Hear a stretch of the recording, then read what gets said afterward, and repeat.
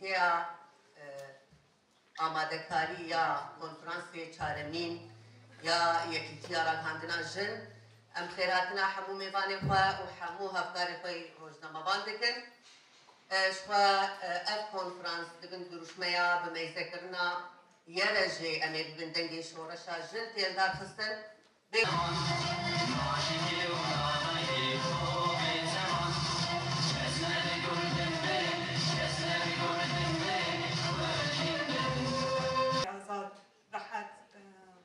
ولو بإرادەیەکی ئازاد بکاربن بێ کۆنفرانسە لە دار بخن جوان جی دخوازم ڕۆژنەمەوانێ ژن ئێگۆ نەتەنێ ئەم دکارن بێژن بخویناخوا بخوین کەد وەستاندنێکی مەزن گۆ هەر ڕۆژنەمەوانێکی ژن ئیرۆ بنەرە بەشدار بوویە وای کەدەی ژیان کردیە گۆ ئەم بکاربن مەزن ببن ji ber wê ev cihê rêzeyên di hurmetê van şehîda û keda biqasa rojnamevanên jin me xwestem konferansekî vî şeklê çêbikin. Niha konferans normalde her di sala carek e.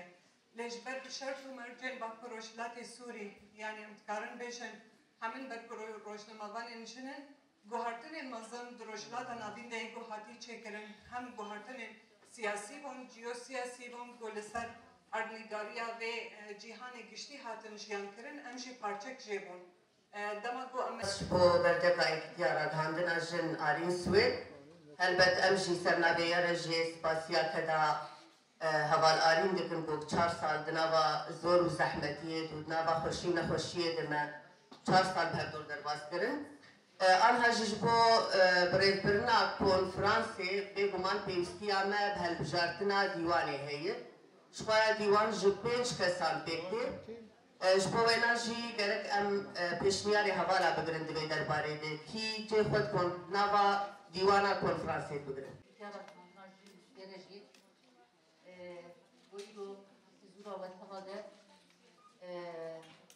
Hazırbûna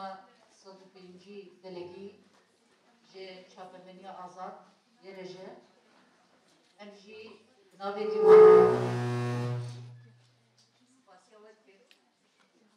سری دم دیویژن هوالی می کو جو کنفرانسی 28 حزیران 2020 هوات قانون حتی بیرو 8 ماه 11 2025 امسال و از سری ده کدا شهیدی پاترمنی آزاد ببید و ام ماری پروژه حقیقتی